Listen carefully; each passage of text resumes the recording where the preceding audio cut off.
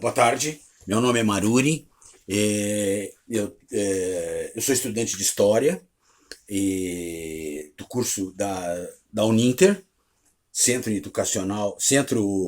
Universitário Internacional Uninter, e essa apresentação que eu vou fazer para vocês é referente ao meu estágio do curso de História. Né? São alguns temas que nós vamos falar durante poucos minutos, entendeu? E o tema que eu escolhi hoje para a gente conversar é a questão da Guerra Fria. Né? A Guerra Fria é um período da história, principalmente do século XX, né? Que vai de 1946, até 1991. E por que é Guerra Fria? É Guerra Fria pelo seguinte, porque quando a Segunda Guerra acabou, o mundo vai ficar bipolarizado entre duas grandes potências, a União Soviética e os Estados Unidos. Os Estados Unidos capitalista, a União Soviética socialista, certo? E é o que acontece. A partir daí, eles vão começar, digamos assim, a trazer adeptos para os seus lados, né? E a guerra se chama fria por quê? Porque durante a guerra, porque os Estados Unidos e a União Soviética jamais brigaram. O que não significa que não existiram conflitos decorrentes dessa Guerra Fria. Existiram vários. Às vezes guerras, às vezes outras competições, digamos assim, como é o caso da corrida espacial. Né? Então eles nunca brigaram, por isso que a guerra é chamada de fria. Esse período que vai de 47 na verdade, até 91, ele se extingue com o fim da União Soviética em 1991. Né? Então, durante esse período de Guerra Fria, muitos conflitos vão acontecer. Né? Por exemplo, a Guerra do Vietnã é um deles, né? De 1959 a 1975. Ela é um exemplo de Guerra Fria. Por quê? Porque os Estados Unidos e a União Soviética não brigaram entre si, mas foram fazer a guerra lá no Vietnã. E obviamente, destruíram o país. Né? O caso, por exemplo, da Guerra da Coreia, entre 1950 e 53, é outro exemplo de Guerra Fria. Ou seja, é uma guerra que vai, obviamente, para a Coreia. A Coreia é um país dividido em Coreia do Norte e Coreia do Sul. E vai haver essa guerra, que é uma disputa entre Estados Unidos e União Soviética. Certo? Por exemplo, a Revolução Chinesa, 1949, é um exemplo de Guerra Fria. O Mao Tse Tung, que é o líder da Revolução, ele tem apoio do Stalin na época, que era o líder da chamada União Soviética. Né? Por exemplo, a Revolução Cubana, 1959. Né? O Fidel Castro, que era o líder da Revolução, morreu a questão de 2, 3 anos. Né? Ele tem apoio da União Soviética, né? Para fazer a revolução, e esses países, obviamente, como China, como Cuba, se tornam países socialistas. Né? Então, e existem alguns acontecimentos, né, que não são obrigatoriamente uma guerra, entendeu? Mas que são exemplos de disputa de Guerra Fria. É o caso, por exemplo, da corrida espacial. Né? A corrida espacial, que é a conquista do espaço, que ela vai se dar basicamente entre União Soviética e Estados Unidos, ela é um exemplo de Guerra Fria, quer dizer, faz uma propaganda do sistema. Né? Os russos são os primeiros a mandar um ser vivo para o espaço, que é uma cadela, né, chamada Laika, né, e os primeiros a botar um homem no espaço, que é um camarada chamado Yuri Gagarin, né, que depois vai morrer num acidente de avião. Né.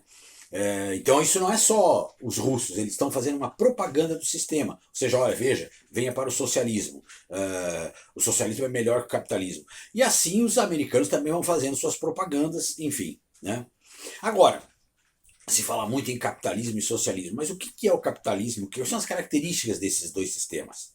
Bom, o capitalismo, que é hoje o sistema dominante, né, ele se baseia basicamente num tripé, que é a propriedade particular, a livre iniciativa, né, e esqueci o outro, para aí que eu já volto aqui. A livre iniciativa, a propriedade particular e acúmulo de capital. Né? Ou seja, muitas pessoas falam de capitalismo como se fossem capitalistas, mas na verdade não são capitalistas. Porque você, para ser um capitalista, você tem que ter capital, você tem que ter propriedade particular, mas não é uma propriedade particular qualquer, é uma propriedade particular geradora de lucro. E você tem que ter livre iniciativa. O que é isso? É o acesso a poder fazer a propriedade geradora de capital. Entendeu? Então, por exemplo, eu não sou capitalista. Eu só moro num país capitalista, que é o Brasil. Né? E o capitalismo ainda tem outras características, como, por exemplo, a liberdade de imprensa, o direito de ir e vir. Né? Não é obrigatoriamente normalmente países capitalistas não são ditatoriais. Isso não quer dizer que países, por exemplo, o Brasil, nós vamos ver um capítulo mais adiante, teve um período, 2 períodos, na verdade, de ditadura, e continuou sendo capitalista. É um sistema socioeconômico. Tá? O socialismo, já ao contrário, né? Ele não defende a propriedade particular. Né? A propriedade é estatal, ela está na mão do Estado. Né? Ele não defende a livre iniciativa, ou seja, você não pode obter. Isso é uma questão do Estado. Né? E o acúmulo de capital, claro que existe. A União Soviética, no seu auge, hoje ela faliu, né? Nem existe mais, né? Mas no seu auge, é lógico que ela acumulava capital, só que esse capital é acumulado na mão do Estado. E o Estado acaba fazendo os respectivos investimentos de acordo com o que lhe interessa, digamos assim. Né? Então a nova ordem. Claro que hoje, então nesse período que eu falei para vocês, o mundo é bipolarizado. Acontece que em 1991 a União Soviética quebra. Né? O sistema deles não funcionou. Tanto que nem existe mais a União Soviética. Essas 15 repúblicas, a União Soviética era formada por 15 repúblicas. Elas são desmembradas em 15 países. Né? Agora, recentemente, por questão de 2, 3 dias atrás, começou uma guerra entre 2 desses países. A Rússia, que era uma das repúblicas soviéticas, e a Ucrânia, que era outra das repúblicas soviéticas, entendeu? E quando essa Guerra Fria acaba, o mundo vai tomar outro rumo. Então hoje nós vivemos num mundo multipolarizado. Né? O mundo não divide mais entre socialistas e capitalistas. Quer dizer, aquele lugar deixado pela União Soviética, ele vai ser ocupado por um grupo de países, que nós conhecemos hoje, já há algum tempo, como o chamado G7. Ou seja, são os 7 países mais ricos e mais poderosos do mundo. Né?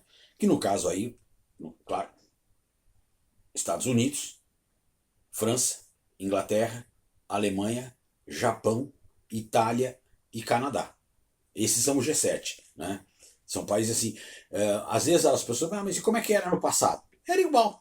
Entendeu? Se a gente voltar no período da antiguidade, a gente tinha Roma, que era uma potência, e existiam outras cidades, na verdade, não tinha o conceito de país naquela época, que disputavam o poder com Roma, que nem hoje, entendeu? Só que hoje a gente tem o conceito de país.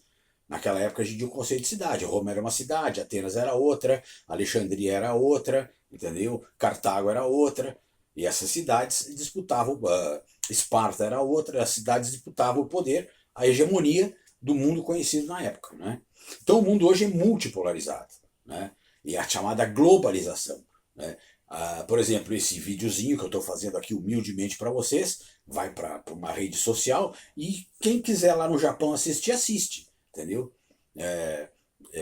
O mundo foi se integrando. Né? Se critica muito essa questão da globalização, porque diz que acaba com as culturas locais. Né? Com a cultura local. Eu não tenho uma opinião formada a respeito disso, né? Mas eu, pessoalmente, não tenho uma opinião.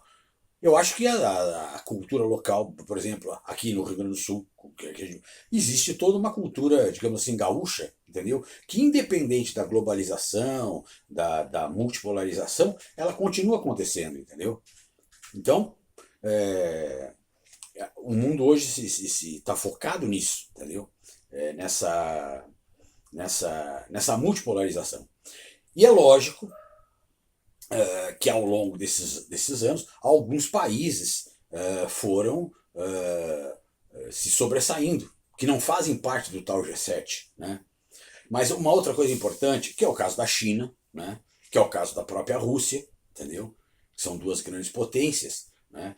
Porque as pessoas também falam, porque o ser humano, não é todo mundo, mas é uma boa parte, ele pensa o que é crescer? Crescer é ter mais dinheiro. Isso não é bem assim a coisa, entendeu? Por exemplo, a China tem um IDH muito pior que o brasileiro. Entre viver na China e viver no Brasil é muito. Não que o Brasil seja uma maravilha, mas é muito melhor viver no Brasil do que viver na China. Por quê? Porque o IDH, Índice de Desenvolvimento Humano, ele é medido através de três coisas: da saúde, da educação e da distribuição de renda. E isso na China é muito pior do que no Brasil. Isso não quer dizer que o Brasil seja uma maravilha. Quem está assistindo isso aqui provavelmente seja brasileiro, sabe que não é. Né? Enfim, é assim que funciona o mundo hoje. Né? O Brasil, por uma série de motivos, ele vai, quando ocorre o final da Segunda Guerra Mundial, o Brasil participa da guerra, tem uma. Claro que guerra não é bom para ninguém, mas ele tem um desempenho bom na guerra, ali na região da Itália. Né? E quando acaba a guerra, que o mundo bipolariza, o Brasil vai se aliar, vai se orientar para o lado dos Estados Unidos, entendeu?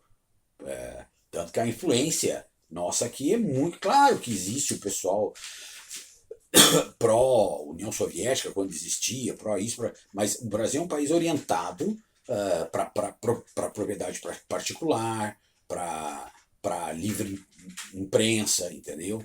Para o direito de ir e vir. A propriedade particular aqui é sagrada no Brasil, entendeu? Não sei se vocês sabem que nem a polícia pode entrar na casa de uma pessoa a partir das 6 da tarde. Só a partir das 6 da manhã. Tanto que, por quê? Porque a propriedade é garantida, está na lei. Né? E ela só pode entrar com mandado, entendeu? Não é mandado de segurança, com mandado. Por quê? Porque senão não entra. É invasão de domicílio. Em outros países a gente sabe que não funciona bem assim, né? Países de orientação socialista, a propriedade particular praticamente não existe. Aí